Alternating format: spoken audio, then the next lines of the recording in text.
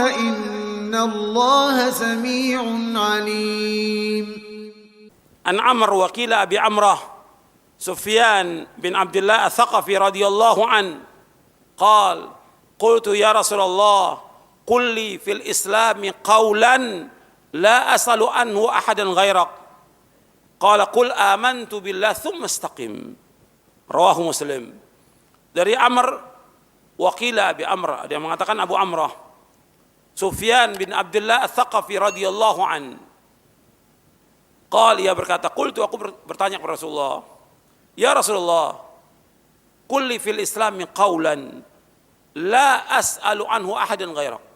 Katakan kepadaku dalam agama Islam ini, di dalam Islam ini sebuah perkataan yang tidak aku bertanya lagi kepada orang lain. Katakan kepadaku satu kalimat yang aku nggak akan tanya lagi kepada orang lain. Maka Rasulullah menjawab sallallahu alaihi wasallam, qul amantu billah tsumma istaqim. Katakanlah aku beriman kepada Allah kemudian istiqomah. Nabi SAW diberikan oleh Allah jawami'ul kalim. Dan ini diantara keutamaan Rasulullah SAW, diantara para anbiya wa rusul alaihi wassalatu wassalam. Keutamaan Nabi banyak, puluhan keutamaan Rasulullah SAW dibandingkan dengan para Nabi dan para Rasul alaihi wassalatu wassalam. Maka beliau adalah Sayyidul Anbiya wal Mursalin. Di antara keutamaan yang Allah berikan kepada Nabi Muhammad sallallahu alaihi wasallam yaitu jawami'ul kalim. Yaitu diberikan perkataan yang singkat, padat, maknanya luas. Nabi SAW mengatakan satu kalimat itu maknanya luas. Bahkan kalimat yang pendek saja satu hadis itu bisa orang ambil fawaid lebih dari 50 faedah. Mengambil istinbat dari kalimat yang pendek. Ini aja termasuk tentang amantu billah tsumma istaqim, luas maknanya. Seperti hadis Nabi juga, ya Aba Umair ma fa'alan nughair. Berapa puluh Imam Syafi'i mengambil istinbat dari hadis ini. Jadi singkat tapi padat, maknanya luas. Hadis ini sahih diriwayatkan oleh Imam Muslim, Tirmidzi, Nasa'i dalam Sunan Al-Kubra, Ibnu Majah, Ad-Darimi, At-Tabrani dalam Mu'jamul Kabir, At-Tayalisi, Ibnu Abi Asim, Ibnu Abi Dunya dalam kitabnya As-Samad, Al-Hakim, Ibnu Hibban dan yang lainnya. Hadis ini sahih. Di dalam riwayat Imam Ahmad, At-Tirmidzi, An-Nasa'i dan Ibnu Majah ada tambahan, qultu ya Rasulullah, ma takhafu alayya? Fa akhadha Rasulullah sallam bi tarfi lisani nafsihi thumma qala hadha. Aku bertanya Rasulullah, apakah sesuatu yang paling engkau khawatirkan kepadaku? Maka Rasulullah memegang ujung lidahnya, kemudian beliau bersabda ini, dipegang ujung lidahnya sendiri ini, yang Nabi khawatirkan kepada Sufyan bin Abdullah Ats-Tsaqafi ini, itu lidah. Artinya Rasulullah khawatir kepada semua kaum muslimin tentang lidah ini. Karena dari lidah ini membuat orang tidak istiqomah. Dengan lidah ini dia berbuat dosa. Banyak orang yang lidahnya ini dia berbuat dosa, dengan perbuatan dosa itu dia tidak istiqomah. Kata Nabi sallallahu alaihi wasallam, aktsaru khataaya bani Adam fi lisanihi. Kebanyakan kesalahan anak Adam itu di lisannya. Maka Nabi bersabda, masalah menjaga lisan ini termasuk masalah iman. Kata Nabi, man kana yu'minu billahi wal yaumil akhir falyaqul khairan au liyasmut. Barang siapa yang beriman kepada Allah dan akhir, maka hendaklah ia berkata yang baik, berkata yang benar atau diam. Falyaqul khairan au liyasmut. Berkata yang baik, yang benar atau dia diam. Ikhwan fillah, azakumullah. Hadis ini dijelaskan oleh para ulama. Hadis ini singkat, padat, merupakan keusuhan bagi Rasulullah SAW.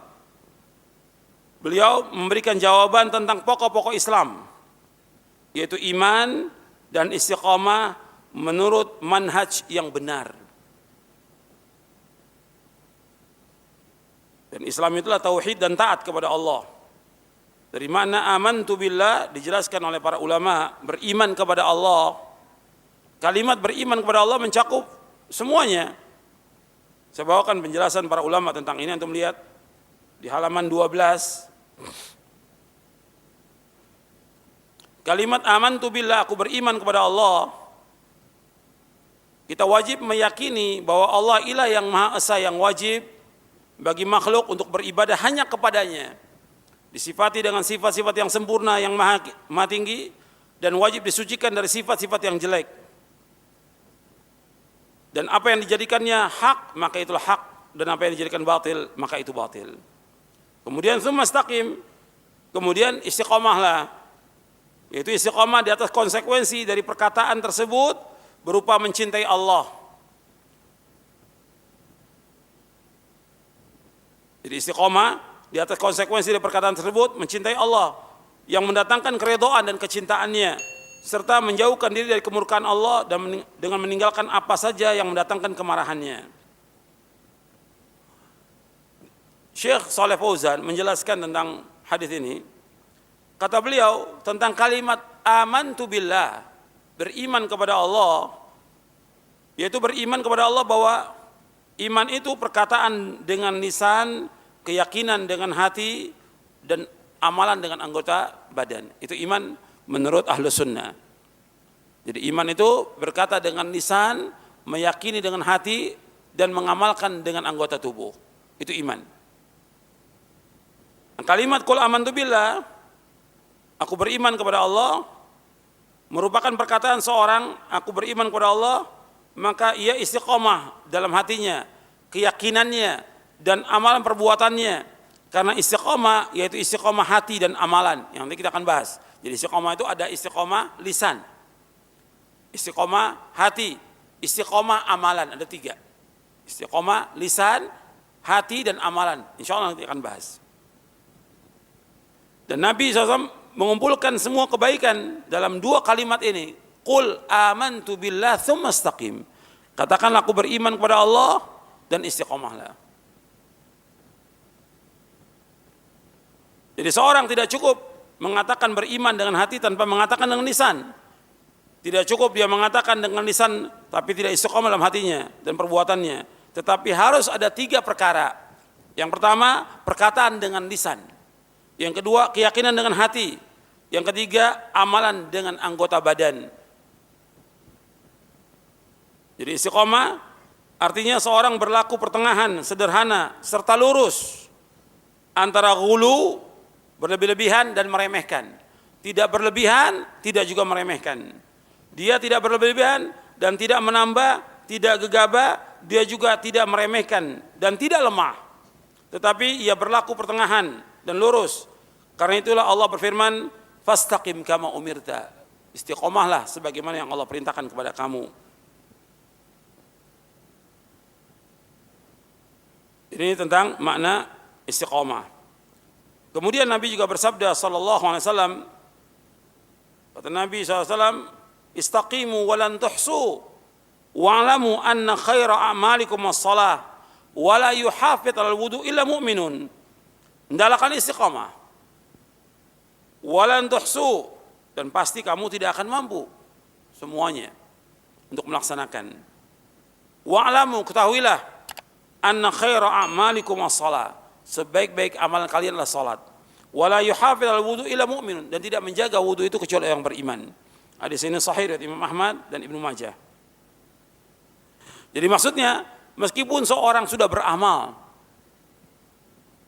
dan giat dalam beramal, dia tidak akan mampu menjalani seluruh agama ini. Karena perintah-perintah agama itu banyak dan engkau pasti kurang dalam mengerjakannya. Engkau adalah hamba yang lemah. Maka hendaklah beristighfar, karena istighfar menghapus dosa dan kesalahan yang telah engkau perbuat dan mencukupi kekurangan yang engkau lakukan. Jadi istiqomah adalah perkara yang agung dan manusia tidak boleh berlebihan dan tidak boleh juga meremehkan. Kalau Syekh Muhammad bin Shalih Al-Utsaimin rahimahullah menjelaskan tentang makna amantu billah, beriman kepada Allah, beliau menjelaskan kalimat iman kepada Allah ini mencakup iman tentang adanya Allah. Yang kedua, iman tentang rububiyahnya Allah. Yang ketiga, iman tentang uluhiyahnya Allah. Yang keempat, iman tentang asma wa sifat. Perhatikan di sini. Tentang adanya Allah diakui oleh semua makhluk tentang adanya Allah. Yang kedua tentang rububiyahnya Allah. Hatta kaum musyrikin mengakui tentang rububiyah Allah. Kaum musyrikin. Saya mau tanya kepada antum, kaum musyrikin mengakui tidak tentang rububiyah Allah? Wala in sa'altahum man khalaqas samawati wal arda la yaquluna Allah. Seandainya kamu tanya kepada mereka, mereka ini siapa? Kaum musyrikin. Siapa yang menciptakan langit dan bumi? Mereka katakan siapa? Allah. Ditanya siapa yang memberikan rezeki? Allah. Mereka akui. Yang dikatakan rububiyah itu yaitu Allah sebagai khalik, Allah sebagai razik, Allah sebagai malik, Allah sebagai mudabbir, Allah sebagai muhyi, Allah mumit, dan Allah yang mentakdirkan semua yang ada di langit dan di bumi semuanya. Itu berkaitan dengan rububiyah Allah Subhanahu wa taala. Kalau rububiyah berkaitan dengan perbuatan Allah, kalau uluhiyah berkaitan dengan perbuatan hamba. Perhatikan ya, kalau rububiyah berkaitan dengan perbuatan Allah. Allah mencipta, memberikan rezeki, Allah mengatur alam semesta, Allah memiliki langit dan bumi, Allah berkuasa, Allah mentakdirkan semua takdir makhluk, Allah menghidupkan, Allah mematikan. Ini semua berkaitan dengan perbuatan Allah, rububiyah. Diakui oleh kaum musyrikin. Kalau kaum musyrikin mengakui tentang rububiyah Allah, apalagi orang-orang yang beriman, mestinya lebih yakin lagi dengan rububiyah Allah SWT. Mesti yakin dengan rububiyah Allah. Allah sebagai khalik, pencipta, pasti Allah memberikan rezeki. Yakin itu. Allah memberikan rezeki. Ini sering saya ulang-ulang ini. Untuk meyakinkan kita bahwa Allah memberikan rezeki, kita pasti dikasih rezeki. Kalau kita ruku dan sujud, kalau orang berbuat dosa dan maksiat dikasih rezeki, orang kafir dikasih rezeki, apalagi kita. Kita ruku dan sujud kepada Allah, enggak mungkin Allah enggak akan kasih rezeki kepada kita. Yakin rezeki pasti dikasih oleh Allah. Tapi kita jalankan apa? Sebabnya.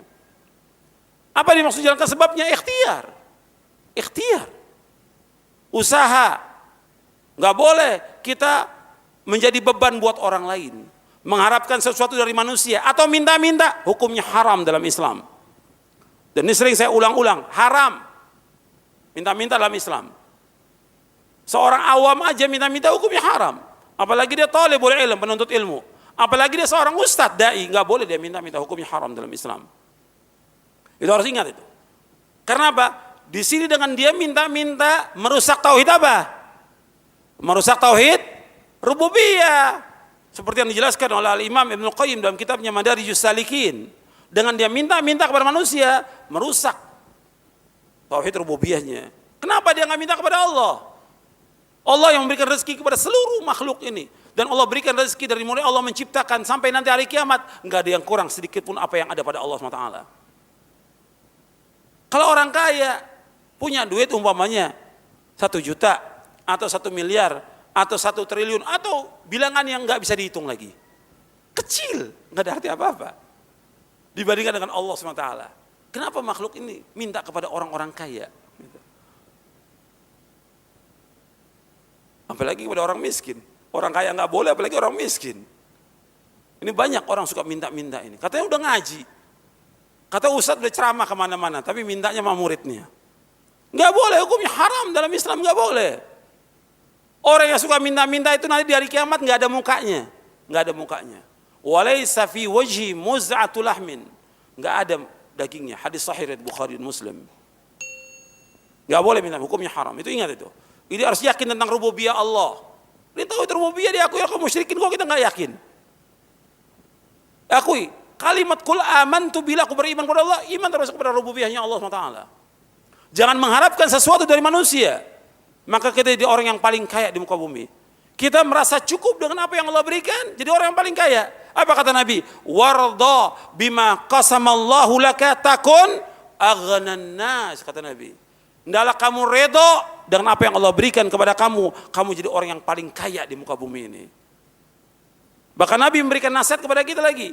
Untuk perhatikan, kata Nabi, wa'lam anna syarafal mu'min qiyamuhu bil lail wa izzahu istighna'u 'anil nas. Ketahuilah bahwa kemuliaan seorang mukmin dengan dia bangun di tengah malam. Dia bangun tahajud, dia berdoa kepada Allah, dia minta kepada Allah. Dia bertaubat kepada Allah semua dosanya. Mulia dia. Dan dia merasa cukup dari manusia. Tidak minta-minta pada manusia. Wa izzahu istighnan nas. Maksudnya seorang mukmin demikian. Enggak mengharap. Karena dia mengharap kepada Allah. Allah memerintahkan kepada kita semuanya apa? Was'alullaha min fadli. Was'alullaha min fadli. Hendaklah kalian minta karunia kepada Allah. Jangan iri pada manusia, jangan dengki pada manusia, jangan minta-minta pada manusia, minta kepada Allah. Minta kepada Allah.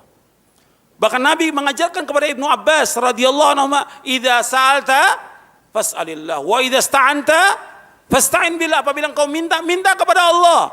Apabila engkau minta tolong hanya kepada Allah, jangan kepada manusia. Jangan minta kepada manusia, tidak boleh. Dan ini merupakan tauhid. Iyyaka na'budu wa iyyaka nasta'in. Hanya kepada Engkau ya Allah aku beribadah, hanya kepada Engkau saja ya Allah aku minta pertolongan. Kepada Allah saja. Karena Allah yang menolong kita. Allah yang menciptakan kita, pasti Allah yang memberikan rezeki kepada kita. Pasti. Pasti itu. Yakin. Demikian. Maka minta kepada Allah. Sekecil apapun kita nggak ada di rumah minta. Nggak ada apa? Nggak ada lauk pauk, minta kepada Allah ya Allah. Tapi tetap harus ikhtiar. Ikhtiar tetap ada. Semampu kita ikhtiar. Ini tauhid rububiyah. Ini yakini dulu ini. Ini sudah ngaji, ya, termasuk ustadznya juga udah ngaji, harus yakin rububiyahnya Allah. Jangan mengharap sesuatu kepada manusia. Kemudian uluhiyah. Uluhiyah. Berkaitan dengan perbuatan siapa? Hamba.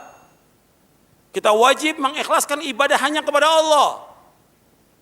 Seluruh ibadah kita, ya, baik ibadah hati, lisan, anggota tubuh, kita tujukan kepada Allah. Kita wajib mengikhlaskan ibadah hanya kepada Allah. Kita wajib tawakal hanya kepada Allah. Kita wajib takut hanya kepada Allah. Mengharap hanya kepada Allah. Semuanya. Kita harus merasa diawasi oleh Allah SWT. Kemudian juga kita berzikir karena Allah. Kita berkata karena Allah. Kita belajar karena Allah. Kita nuntut ilmu karena Allah. Kita mengajar karena Allah. Kita berdakwah karena Allah. Semuanya karena Allah. Kemudian kita melakukan amal-amal semuanya karena Allah. Kita menyembelih karena Allah, bukan karena manusia. Lakukan itu. Jangan mengharapkan pujian dari manusia. Jangan mengharapkan sanjungan dari manusia. Jangan juga mengharapkan sesuatu dari manusia, jangan. Enggak boleh. Antum menuntut ilmu, harus ikhlas karena Allah. Ketika dia menuntut ilmunya ingin mengharapkan uang atau yang lainnya, dapat ganjaran atau tidak? Enggak dapat. Bahkan apa? Tidak mencium aroma sorga.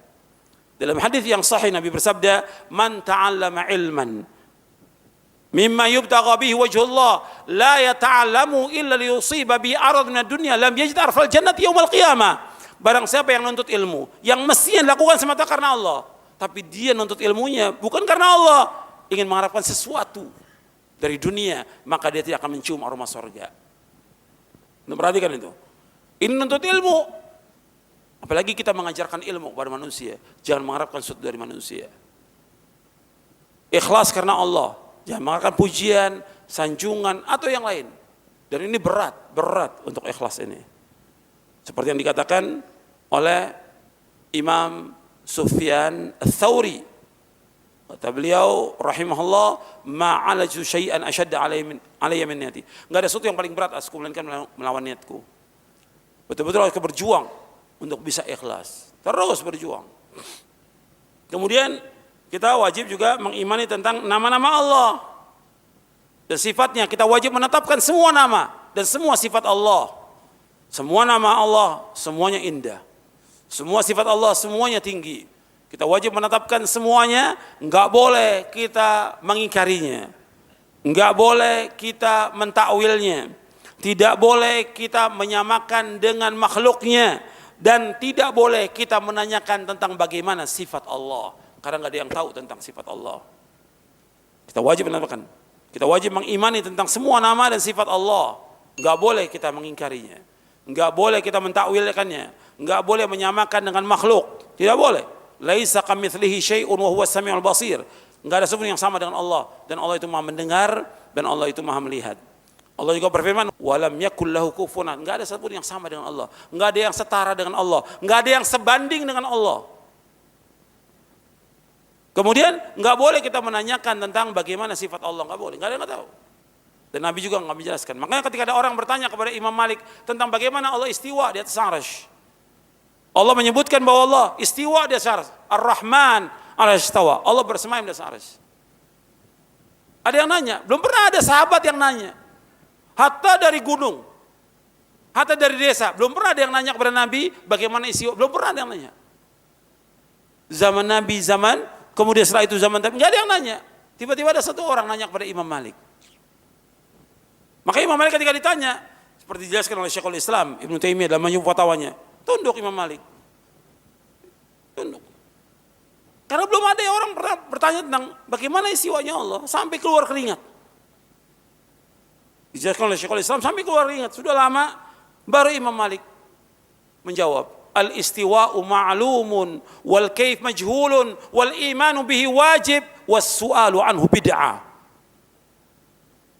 Kata beliau, al-istiwa ma'lum, istiwa sudah diketahui. Wal kaif majhul, tentang bagaimana Allah istiwa enggak ada yang tahu. Wal imanu bi wajib, mengimani wajib, was su'alu anhu bid'ah, menanyakan tentang itu lebih bid'ah. Menanyakan tentang itu bid'ah, enggak boleh ditanyakan. Tentang bagaimana sifat Allah, bagaimana tangan Allah, bagaimana wajah Allah, bagaimana Allah turun ke langit dunia, enggak boleh ditanyakan, enggak ada yang tahu.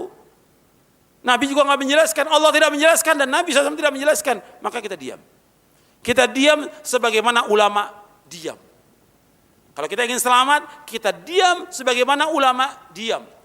Sebagaimana ulama salaf menahan diri, kita menahan diri. Kita katakan sebagaimana yang mereka katakan, dan kita menahan diri sebagaimana yang mereka tahan diri. Kemudian kita wajib membenarkan semua hukumnya. Seperti hukum-hukum yang Allah tetapkan dalam Al-Quran, ditetapkan Rasulullah, kita wajib mengimaninya. Kemudian juga kabar-kabarnya dan semua yang datang dari sisi Allah SWT, wajib engkau mengimaninya. Maka setelah engkau mengimaninya, engkau istiqomah di atas agama Allah. Jangan berpaling ke kanan ke kiri, jangan mengurangi dan jangan menambah-nambah. Itu di halaman 15 ya, perkataan Syekh Utsaimin. Jadi istiqomah di atas agama Allah, di atas syahadat yang kita ucapkan. Ini istiqomah. Kita sudah mengucapkan 2 kalimat syahadat la ilaha illallah Muhammad Rasulullah. Harus istiqomah. Harus paham maknanya. Dan ini perlu belajar. Orang banyak kaum muslimin mengucapkan kalimat la ilaha illallah, tapi enggak paham tentang maknanya, enggak paham tentang rukunnya, enggak paham tentang syaratnya, enggak paham juga tentang konsekuensi dari kalimat syahadat. Kalau orang sudah mengucapkan kalimat la ilaha illallah, berarti la ma'budu bihaqqin illallah, tidak ada yang sembah dengan benar kecuali Allah. Berapa rukunnya la ilaha illallah? Rukunnya ada berapa? Rukunnya? Coba angkat tangan. Nih ustaz-ustaz ini. Rukunnya ada berapa? 2, sebutkan. Iya, rukunnya la ilaha illallah 2. Yang pertama artinya itsbat, yang kedua nafi. Atau dibalik, yang pertama nafi. Nafi artinya menafikan, nafian jami'a ma yu'badu min dunillah, menafikan semua yang disembah selain Allah. Itsbat artinya itsbatul ibadah lillahi wahda, menetapkan ibadahnya kepada Allah. Kalau orang sudah mengucapkan kalimat la ilaha illallah, dia wajib mengingkari semua yang disembah oleh manusia kepada selain Allah. Orang menyembah Isa, menyembah patung, menyembah kubur, menyembah batu, menyembah matahari, menyembah bulan, menyembah apa saja, kita wajib mengingkari bahwa semua sesembahan selain Allah semuanya batil. Dzalika bi anna Allah wal haq wa anna ma yad'una min dunihi wal batil wa anna Allah wal aliyyul kabir.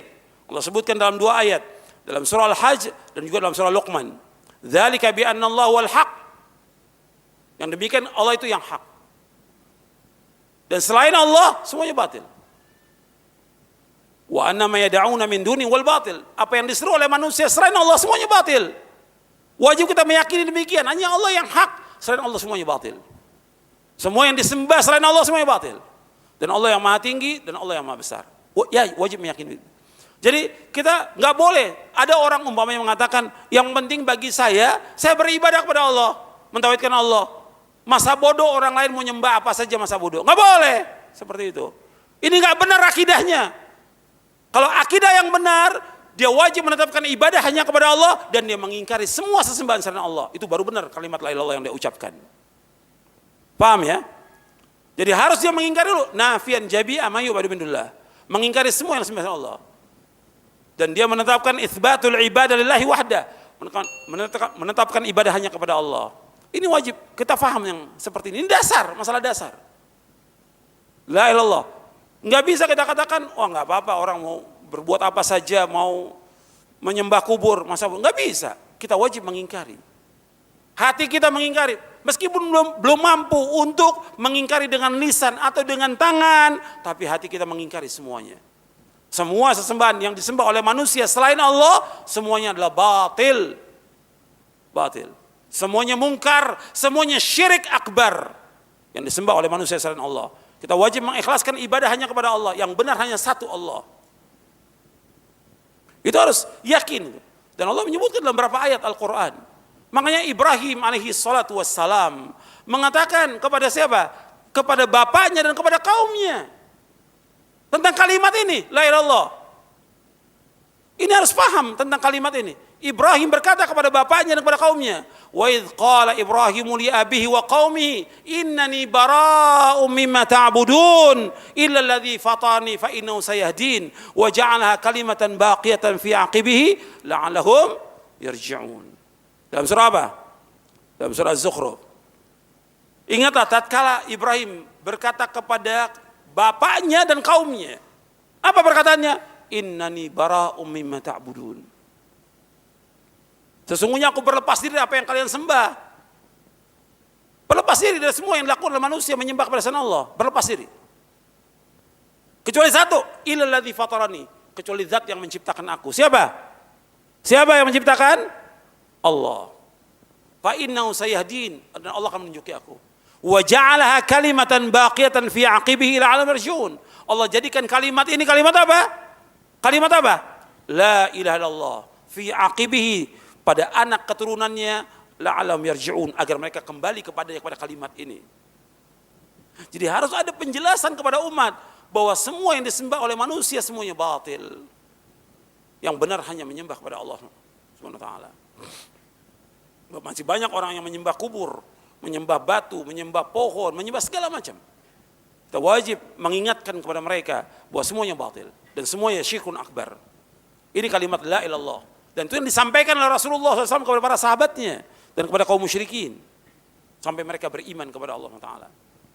Kemudian yang kedua tentang Muhammad Rasulullah SAW, kita juga harus memahami tentang mana Muhammad Rasulullah.